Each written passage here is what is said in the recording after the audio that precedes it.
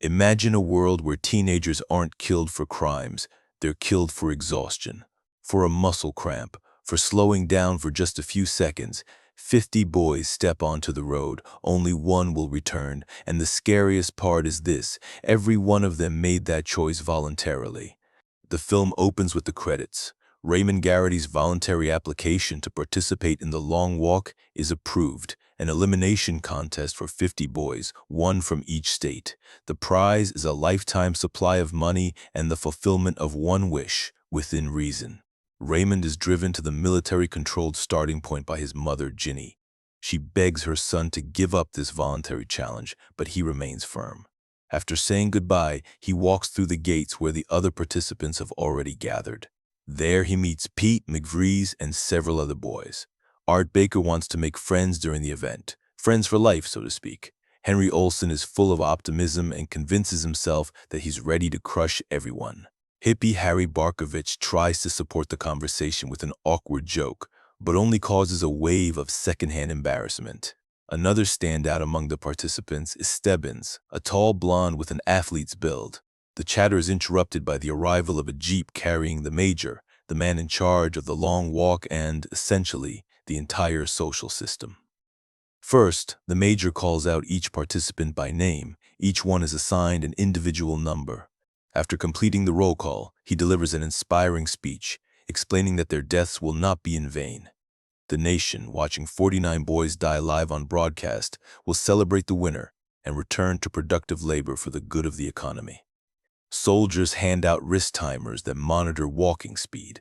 If a participant drops below 5 kmh, he receives a warning. After the third warning, the fourth is automatically converted into a bullet to the head. Walking at the proper speed for an hour removes one warning. When the speech ends, the long walk begins. The boys confidently march toward a bright future. One of them leaves an origami figure on the asphalt as a farewell. Several vehicles follow alongside, carrying cameras for the broadcast and soldiers for everything else. The boys walk unevenly, without organization, measuring the first kilometers of their long journey. Along the way, they take in the scenery, both picturesque and repulsive, with dead animals by the roadside and rural landscapes littered with rusting scrap metal. Raymond notices that there are very few spectators along the route, clearly to avoid any incidents.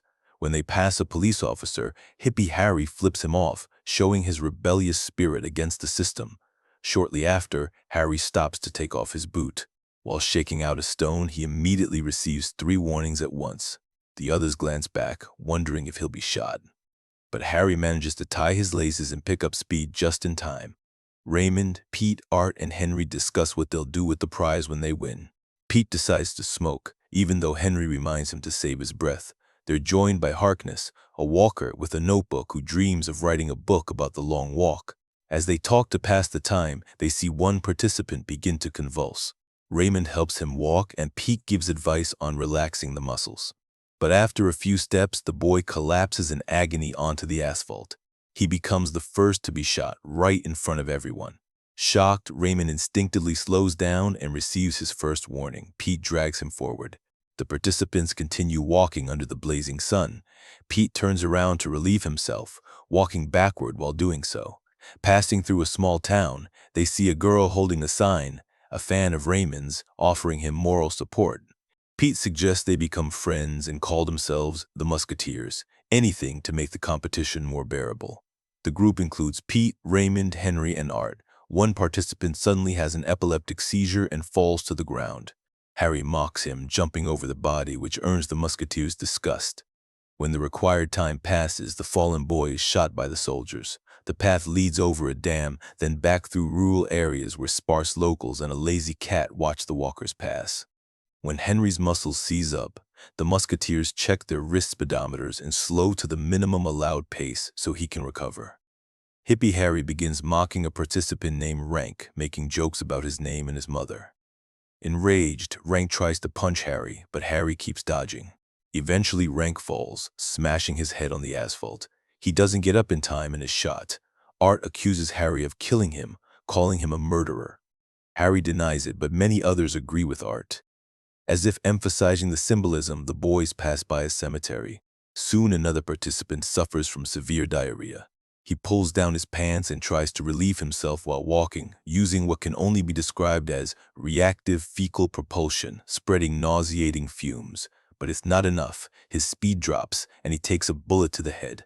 As night falls, the Major delivers another morale-boosting speech. Walking at night is far harder. Exhausted minds crave rest. Pete supports Raymond both physically and mentally, but things worsen when they reach a steep uphill section of highway.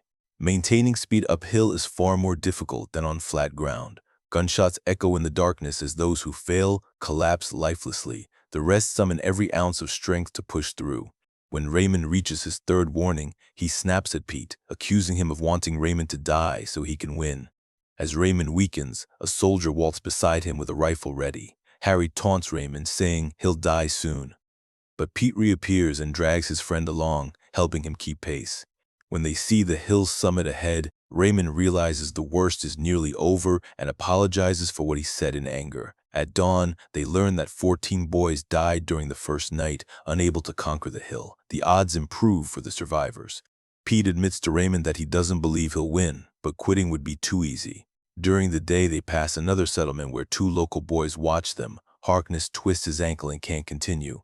The soldiers shoot him in front of the children, whom Harkness tries to scare away, unsuccessfully. The crowd demands free entertainment. The Major congratulates the participants on reaching another milestone, but there's still a long way to go. Not everyone is dead yet. One walker tries to escape, but the bullet is faster. Harry gloats over another competitor's death. The Musketeers discuss the grand prize again. Art wants to fly to the moon. Henry dreams of 10 naked women. Pete wishes for 2 winners instead of 1, so their friendship can last. Raymond praises Pete's wish but refuses to share his own. He hints that he wants to change something, even though changing the political system is forbidden. Inspired by Pete's rebellious mood, the walkers begin chanting, "Down with the walk, down with the Major," all while keeping their legs moving. A protest is fine, but no one wants to get shot. The second night arrives along with rain. Raymond and Pete support each other, taking turns dozing while walking. By the third day, they've covered more than 230 kilometers without stopping. To stay alert, Raymond and Pete toss a baseball bat back and forth. They pass a participant squatting to relieve himself within the allowed 30 seconds. At the last moment, Art pulls up his pants and catches up. The others ask him to keep his distance. He reeks, having had no time to wipe. Alone with Raymond as much as possible, Pete asks again what wish he'll make. Raymond finally confesses his father was a kind of dissident, spreading banned art, literature, and music. One day soldiers stormed their home. The Major arrived personally, demanding that his father renounce his beliefs in front of his family. When he refused, the Major shot him dead. Raymond now dreams of winning a rifle so he can kill the Major in revenge. Pete disagrees. He says the money could be used for something real and good, helping war orphans or taking care of his mother. After more kilometers, a walker with destroyed feet tries to climb onto an escort tank. A soldier knocks him off, and his legs are crushed under the treads. He screams in agony, but they don't finish him off until the required time passes and he accumulates enough warnings. Another walker snaps, strips naked, and runs forward before turning toward the roadside, only to be riddled with bullets. The rest keep going. The third night falls. At Stebbins' prompting, Raymond notices that Henry is barely conscious, walking like a zombie on sheer willpower. When Raymond tries to help, Henry suddenly turns around and walks backward. He grabs a soldier's rifle and is gunned down, bleeding out on the asphalt. At cold dawn, only 6 walkers remain. Suffering a nervous breakdown, Harry rushes forward and slashes his own throat with a sharpened spoon. In the growing dusk, the remaining 5 pass a burning car. To lift their spirits, they sing. Ginny stands on a street as they pass through a city. Raymond runs to her to apologize, but Pete barely manages to drag him away before he's shot. Outside the city, Collie suddenly lunges forward, grabs a soldier's rifle, and kills him before being wounded. The guards don't finish him off in time. He shoots himself instead. On the 5th evening, Art's nose begins to bleed. He removes the cross from his neck and asks the others to give it to his grandmother, then walks backward to meet his death. That night, the Major personally addresses the remaining 3. Raymond calls him an old bastard, and the Major seems to enjoy the defiance. Pete suggests they slow down together so there can be no clear winner. Stebbins says it's impossible. The devices can't be fooled. He then reveals he's one of the Major's illegitimate sons. His wish was for his father to acknowledge him. Now he understands that will never happen. Stebbins stops, lets his friends go on, and waits for death. In the rainy night, Pete and Raymond enter another city, packed with spectators expecting the finale.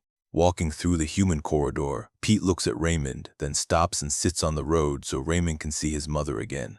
Raymond returns and begs Pete to walk a little more with him. They continue, but then Raymond deliberately falls behind, letting Pete win. The soldier shoots Raymond, wounding him so the Major can finish him personally. The winner mourns his fallen friend as the crowd cheers and fireworks explode overhead. When the Major approaches to congratulate him, Pete asks for the rifle of the nearby soldier as his reward. The Major orders it handed over, confident the winner wouldn't risk everything so foolishly. Pete pauses under the rain and pulls the trigger. The Major collapses, dead. And the winner of the long walk, who has lost everything, turns around and walks away into the night, down a street lit by streetlights, heading nowhere. He won the money. He got his wish fulfilled, but he paid for it with everyone he loved. So the real question is this: can someone who reached the finish line at that cost truly be called a winner? Write in the comments, would you keep walking or would you stop, knowing how it ends?